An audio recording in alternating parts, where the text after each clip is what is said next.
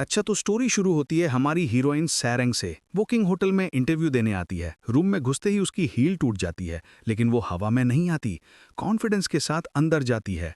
Director साहब उसके इसी कॉन्फिडेंस से इंप्रेस हो जाते हैं। इंटरव्यू के बाद वो अपनी दोस्तों के साथ बैठी होती है और कहती है, पता है मुझे ये जॉब मिलने वाली नहीं है, मैं तो बस देखने आई थी कि होटल के अंदर कैसा लगता है। फिर तीनों दोस्त क्लब जाकर इतना पीती हैं कि अगले सुबह अब तक सो रही होती हैं। तभी फोन बजता है। होटल से कॉल, पता चलता है कि उसे सेलेक्ट कर लिया गया है। सैरंग का शौक लेने का हाल होता है और उसकी दोस्त नाचने लगती हैं। अब सीन बदलता है हीरो गू वॉन पर। वो अपने प्राइवेट जेट से फिल्मों जैसी एंट्री मारता है। फिर वो अपनी ही कंपनी में छुपा रुस्तम बनकर आता है ताकि सबको टेस्ट कर सके।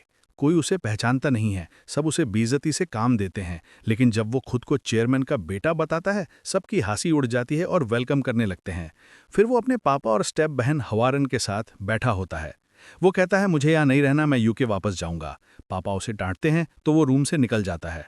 हवारन उसे पकड़कर कहती है, तेरा इस घर या कंपनी में कोई हिस्सा नहीं है, जल्दी से यूके चला जा, मैं पैसे भी देने को तैयार हूँ। गू वॉन अपना घमंड स्टाइल दिखाते हुए कहता है, तेरी हेल्प की जरूरत नहीं है, और चला जाता है। अगले दिन सैरंग होटल पहुंचती है। मैनेजर उसे कुछ बोरिंग रूल सुनाती है और उसे एक बियॉन्ड नाम की लड़की के पास ले जाती है। बियॉन्ड उसे काम बताती है, तुम्हें हर जिम मशीन का पसीना पोंछना है। सैरंग को बुरा लगता है पर वो स्माइल करके काम करती है। बियॉन्ड पूछती है, इतना क्यों मुस्कुरा रही हो? सैरंग कहती है, मैनेजर ने कहा है हर काम स्माइल के साथ करना है। बियॉन्ड कहती है, तुम यहाँ 1 महीना भी नहीं टिकोगी, मैं प्रमोशन के लिए 5 साल से वेट कर रही हूँ। सैरंग ने उसे इग्नोर कर दिया। इसी बीच गोवन अपने असिस्टेंट सैंगसिक से कहता है यूके जाने के लिए पासपोर्ट रेडी करने को। होटल में मैनेजर किम से गलती हो जाती है, वो सैंगसिक को ही चेयरमैन का बेटा समझ बैठती है।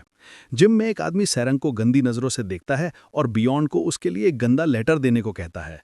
लेटर पढ़कर सैरंग को बहुत गुस्सा आता है। जब वो बाहर आती है तो उसे गू वॉन दिखता है, जो एक सिंपल शर्ट पहन के एक्सरसाइज कर रहा होता है।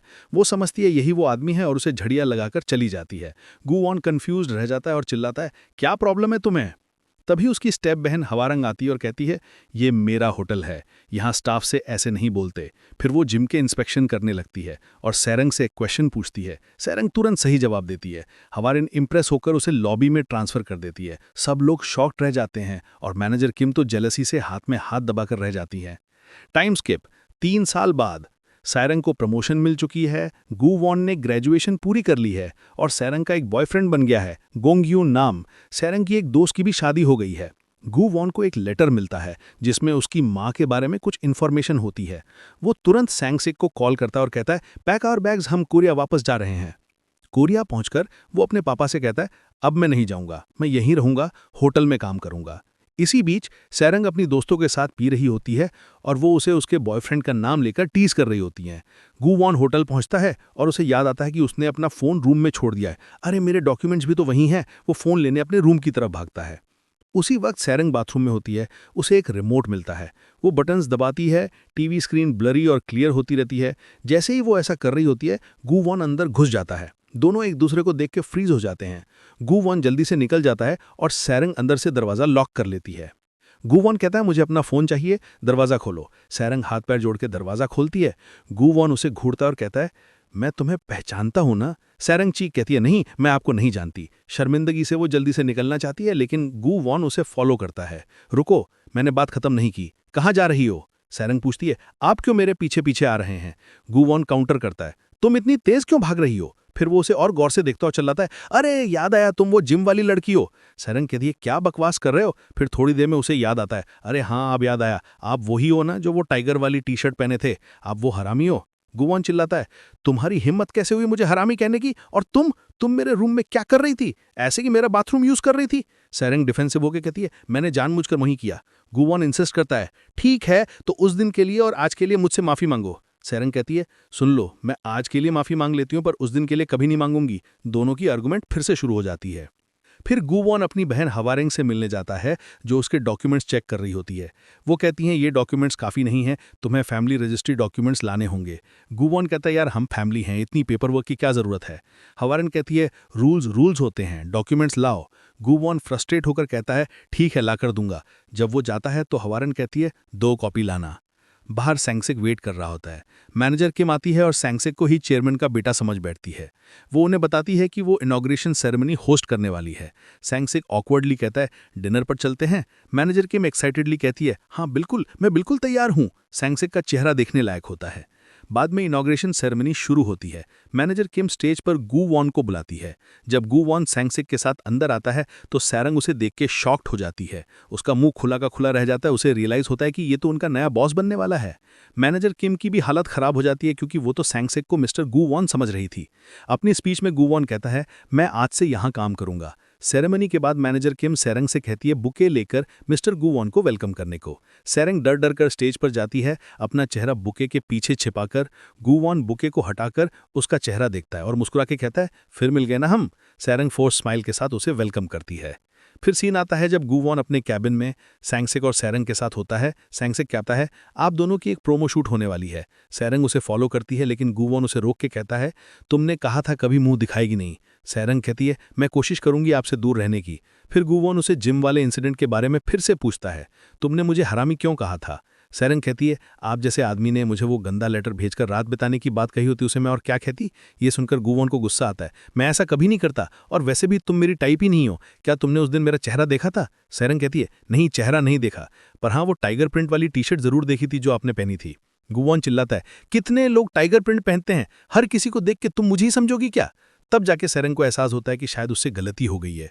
वो माफी मांगती है। फिर दिखाते हैं सायरंग की दोस्त प्यूंग को। वो एक फ्लाइट में एयर हॉस्टेस है और एक पैसेंजर के भारी बैग को उठाने की कोशिश कर रही है। तभी अंदर आता है एक हैंडसम सा लड़का, रोमून। वो कहता है, आपको ये बैग नहीं उठाना चाहिए, बहुत भारी है, आप चोट खा सकती हैं। फिर खुद ही वो बैग उठाकर साइड रख देता है। प्यूंग उसे देखकर प्यार से सोचने लगती है, लगता है यहाँ भी एक नई लव स्टोरी शुरू होने वाली है। कट टू, सांसिक और मैनेजर किम डिनर पर हैं। सांसिक ऑकवर्डली कहता है, कुछ भी ऑर्डर कर लो। मैनेजर किम गुस्से से कहती है, तुमने मुझे बेवकूफ बनाया, तुम चेयरमैन के बेटे नहीं हो। तभी ही सैरंग वहां पहुंच जाती है। सांसिक उसे कहता है, तुम्हें मेरे साथ कहीं जाना होगा। जब सैरंग वहां पहुंचती है तो पता चलता है वो एक बड़ी पार्टी है जहां चेयरमैन अपने बेटे गू वॉन के ऑफिस ज्वाइन करने का जश्न मना रहे हैं। चेयरमैन ने सैरंग को देखा और पूछा, ये कौन है। किसी ने बताया तो चेयरमैन ने उसे गू वॉन के लिए एक स्पीच देने को कहा। गिफ्ट में उसे एक ट्यूना फिश का डिब्बा मिलता है। सैरंग वो लेके बस में बैठी होती है और अपनी दादी को कॉल करती है। दादी बिजी होती हैं। फिर वो अपने बॉयफ्रेंड यूनाम को कॉल करती है जो बुसान में होता है। यूनाम कहता है, ओह सॉरी, मैं भूल गया, कल मिलने की जगह अगले हफ्ते मिलते हैं। सैरंग शॉक्ड रह जाती है। तभी बस में अचानक ब्रेक लगता है और ट्यूना का डिब्बा उसके हाथ से फिसल कर खुल जाता है। पूरा ट्यूना बाहर आता है जो देखने में बिल्कुल फिश हेड जैसा लगता है। सारे पैसेंजर्स डर जाते हैं। सैरंग उन्हें समझाती है, अरे ये फिश हेड नहीं ट्यूना है, और डिब्बा बंद कर लेती है। घर पहुंचकर वो ये ट्यूना अपनी दोस्त प्यूंग और दयूल को दिखाती है। दयूल कहता है, अरे वाह, मैं इसे अच्छी तरह बना सकती हूँ। जब सैरंग बताती है कि इसकी कीमत 70 करोड़ है तो दयूल की आंखें वाइड ओपन हो जाती हैं। वो चिल्लाती है, बेच दे इसे, एक पूरा घर खरीद लो। सैरंग कहती है, कौन बेचेगा, चलो खाते हैं। और तीनों मिलकर इतने महंगे ट्यूना को खाने लगती हैं। फिर एक इमोशनल सीन आता है। सैरंग अपनी पूरी किताब खोलती है जिसमें एक ड्राइंग है। फ्लैशबैक में दिखाया जाता है कि छोटी सैरंग एक होटल की ड्राइंग बना रही थी। उसकी मां ने पूछा, होटल क्यों बना रही हो, तो छोटी सैरंग ने जवाब दिया था, क्योंकि मैं बड़ी होकर होटल में काम करना चाहती हूँ। ये था उसका सपना। कट टू, दयोल की ड्यूटी फ्री शॉप। उसे प्रमोशन मिला है और उसके कलीग्स उसे बुके देकर कांग्रेचुलेट कर रहे हैं। वापस होटल में किंग होटल में सैरंग की फेमस एक्ट्रेस से टकरार हो रही है। एक्ट्रेस कहती है, मुझे फ्री में रूम अपग्रेड चाहिए। सैरंग पोलाइटली मना करती है, ये हमारी पॉलिसी के खिलाफ है। एक्ट्रेस कहती है, मैनेजर से बात करो। तभी अंदर आते हैं ग्वान। वो पूछते हैं, यहाँ क्या हो रहा है। सैरंग सब बताती है। ग्वान सीधा ऑर्डर देते हैं, सिक्योरिटी को बुलाओ और इस औरत को होटल से बाहर निकाल दो। एक्ट्रेस धमकाती है, मैं अपने फॉलोअर्स को बताऊंगी यहाँ कितनी घटिया सर्विस है। ग्वान बिल्कुल नहीं घबराते। वो सैरंग से कहते हैं, मेरे साथ आओ। ऑफिस पहुंचकर वो उसे डांटने लगते हैं, कभी मुझसे मेरे फेवरेट कलर, फेवरेट फूड या फेवरेट वेदर के बारे में मत पूछना, मैं ऐसे सवाल से नफरत करता हूँ। सैरंग कंफ्यूज होकर कहती है, मैं ऐसा कुछ पूछूंगी भी क्यों। ग्वान कहते हैं, फिर इंटरव्यू में क्या पूछोगी। सैरंग कहती है, कौन सा इंटरव्यू। जब ग्वान को एहसास होता है कि सैरंग को कुछ नहीं पता है तो वो शॉक में रह जाते हैं। तभी सांसिक आता है और बताता है, ग्वान के कहने पर हम तुम्हें काइजू आइलैंड लेकर जा रहे हैं। सैरंग पहले मना करती है, फिर मान जाती है। बाद में सैरंग अपने बॉयफ्रेंड यूनाम के साथ एक रोमांटिक स्पॉट पर होती है जहां लव लॉक्स लगते हैं। यूनाम एक लॉक पर कुछ लिखकर उसकी चाबी फेंक देता है। कहता है, ये हमारी लव का सिंबल है। लेकिन थोड़ी देर बाद ही उसे फ्रेंड्स का कॉल आता है और वो सारंग को वहां छोड़कर उनके पास चला जाता है। सारंग अपसेट होकर अकेली बैठी रह जाती है। मीनवाइल ग्वान अपनी मां के बारे में खोज रहे हैं लेकिन कुछ नहीं मिलता। दोनों ही उदास हैं और अजीब बात यह है कि दोनों एक ही जगह पर खड़े हैं, एक दूसरे से बिल्कुल पास, लेकिन एक दूसरे को देखते तक नहीं है। अगले दिन एयरपोर्ट पर ग्वान और सांसिक सैरंग का वेट कर रहे हैं। जब सैरंग आती है तो वो कैजुअल कपड़ों में भी इतनी खूबसूरत लग रही होती है कि ग्वान देखकर हीरे जैसे चमक उठते हैं। वो उसे घूर कर देखते रह जाते हैं। काइजू आइलैंड पहुंचते ही उन्हें एक लग्जरी कार दिखाई देती है। सारंग एक्साइटेडली कहती है, क्या हम इसमें जा रहे हैं? ग्वान कूल बनकर कहते हैं, मैं इसमें जाऊंगा, तुम दोनों टैक्सी ले लो। इंटरव्यू लोकेशन पर पहुंचकर सारंग को एक स्क्रिप्ट दी जाती है। पता नहीं उसकी स्टेप बहन हवारंग के कहने पर उसे गलत स्क्रिप्ट दी गई है। इंटरव्यू शुरू होता है और ग्वान एंट्री करते हैं। उनको देखकर सबकी सांसें थम जाती हैं। सारंग भी उन पर नजर जमाए रहती है। इंटरव्यू शुरू होता है और सारंग सवाल पूछती है, लेकिन सारे सवाल ग्वान की मां के बारे में होते हैं। ग्वान को गुस्सा आ गया और वो वहां से निकल गया। टीवी स्क्रीन पर हुआरैंग, उनके पापा और सब लोग लाइव इंटरव्यू देख रहे थे। हुआरैंग को खुशी हो रही थी कि उसका प्लान काम कर गया, लेकिन तभी ग्वान वापस आ गया। उसने सारंग से कहा, वो लिस्ट मुझे दो। जब उसने लिस्ट ली तो देखा कि सारे क्वेश्चंस उसकी माँ के बारे में थे, जैसे तुम्हारी माँ का फेवरेट खाना क्या है, तुम माँ के साथ कहाँ घूमने जाते थे। ये देखकर ग्वान का प्रेशर हाई हो गया। उसने लिस्ट हवा में उड़ा दी और चिल्लाया, कुछ मीनिंगफुल पूछो, ये बच्चों वाले सवाल क्यों कर रही हो। सारंग बेइज्जती से मर गई, समझ नहीं आ रहा था क्या करे। तभी उसने पीछे एक खूबसूरत व्यू देखा। उसने ग्वान से पूछा, तुम सनसेट देखना पसंद करते हो? ग्वान ने जवाब दिया, हाँ पसंद है, चलो साथ में देखते हैं। दोनों ने मिलकर सनसेट देखा और डायरेक्टर खुश होकर डांस करने लगा। रात को सारंग ने ग्वान को पकड़ा, तुम्हारा प्रॉब्लम क्या है, मुझे नौकरी से निकलवाओगे क्या? ग्वान बोला, यहाँ क्यों घिस रही हो, दूसरी होटल में चली जाओ। सारंग ने गुस्से से कहा, सबके पापा होटल के मालिक नहीं होते, हमें मेहनत करनी पड़ती है। दोनों आंखें निकालकर एक दूसरे को घूरने लगे। तभी सनसेट खुश खुश कूदता हुआ आया। कॉन्ग्रेचुलेशंस, आप दोनों का सनसेट वीडियो वायरल हो गया है, सब तारीफ कर रहे हैं। ग्वान ने फौरन हुक्म दिया, कल का फोटोशूट 1 घंटे में खत्म करो। सनसेट बोला, पर सर वो। ग्वान ने सुना भी नहीं और चला गया। फिर दिखाया गया ग्वान अपने बैल्कनी पर बैठा है, अपनी माँ का दिया हुआ एक पुराना वॉच देख रहा है। Side plot. उड्डन खटोला प्यंग की एयरलाइन में वेट चेक हो रहा था। सीनियर ने कहा, तुम्हारा वेट बढ़ गया है, इसलिए तुम्हें प्रमोशन नहीं मिला। प्यंग उदास हुई, लेकिन रोवुल ने उसे एंकरेज किया, तुम परफेक्ट हो, डाइट मत करो। प्यंग खुश होकर उसकी माँ के लिए एक स्कार्फ गिफ्ट कर दी। वापस मेन प्लॉट। अगला फोटोशूट शुरू हुआ। फोटोग्राफर चिल्लाया, कॉन्सेप्ट है स्माइल स्माइल, आप दोनों king and queen of smile हो। लेकिन ग्वान का फेस जैसे स्टोन का बना हुआ था। फोटोग्राफर ने कहा, सर थोड़ा तो मुस्कुराइए। ग्वान ने फिर शूट बंद करवा दिया। सारंग से रहा नहीं गया, एक स्माइल भी नहीं कर सकते। ग्वान बोला, मैं नकली स्माइल से नफरत करता हूं। सारंग बोली, मैं तुम्हारे साथ काम बंद कर दूंगी। ग्वान ने कहा, तुम्हें काम मुझसे मिल रहा है। सारंग ने काउंटर किया, तुम्हें लगता है तुम परफेक्ट हो, तुम स्माइल तक नहीं कर सकते। फोटोग्राफर ने फिर से ट्राई किया। ग्वान ने सोचा चलो ठीक है, लेकिन जब उसने स्माइल की तो ऐसी भयंकर स्माइल मारी कि सब डर गए या हंसने लगे। फोटोग्राफर ने हाथ जोड़ के शूट बंद कर दिया। उसके असिस्टेंट ने कहा, टेंशन मत लो सर, फोटोशॉप कर लेंगे। फिर सनसिक उन्हें एक बोर्ड पर ले गया। दोनों शॉक्ड। सनसिक ने कहा, फिश पकड़ोगे, फोटो खिंचवाएगी, फ्रेश इंग्रेडिएंट्स दिखाएंगे। ग्वान बोला, मुझे बोर्ड से डर लगता है। सारंग बोली, मैं इसके साथ कैसे जाऊं? सनसिक ने कहा, मैं नहीं आ सकता, आप मॉडल्स हो। बोर्ड पर फोटोग्राफर ने कहा, फिश को पकड़ो और हिलाओ। ग्वान ने फिश को उठाया, हल्का सा हिलाया। जोर से हिलाओ, फोटोग्राफर ने कहा। ग्वान ने गुस्से में पूरी फिश को पानी में फेंक दिया। रात हो गई, वेदर खराब हो गया। बोट ड्राइवर ने कहा, आज रात वहीं गांव में रुकना पड़ेगा। दोनों अंधेरे में एक होटल ढूंढने निकल पड़े। ग्वान डर रहा था, लेकिन मर्दों वाली बात नहीं कह रहा था। सारंग ने पूछा, डर लग रहा है? ग्वान बोला, मैं नहीं डरता। तभी एक मुर्गी उड़ी और ग्वान चिल्लाता हुआ पीछे कूदिया। उसने कहा, चिड़ियों से थोड़ा डर लगता है। होटल पहुंचकर एक बुढ़िया मिली, जिसे देखकर ग्वान ने सोचा घोस्ट है और बेहोश हो गया। जब आंख खुली तो वो एक कमरे में था, जहां एक बुढ़िया चाकू और एक बूढ़ा कुल्हाड़ी तेज कर रहा था। ग्वान डर के मारे खिड़की से कूद गया और सीधा सारंग के सामने आ गिरा। होटल वाली आंटी ने कहा, इतना डरपोक आदमी, तुम्हारी बीवी तुम्हें लेकर आई है। सारंग ने समझाया कि वो ओनर है।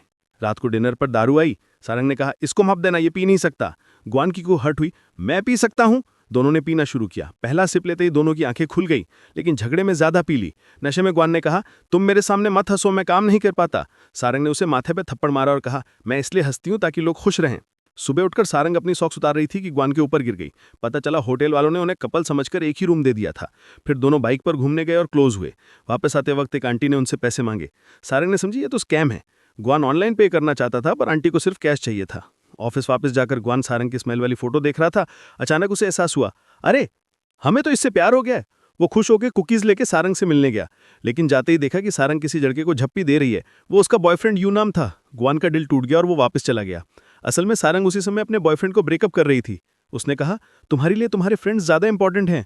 जब बॉयफ्रेंड का फोन बजा तो सारंग ने उसे छोड़कर जाने का फैसला कर लिया।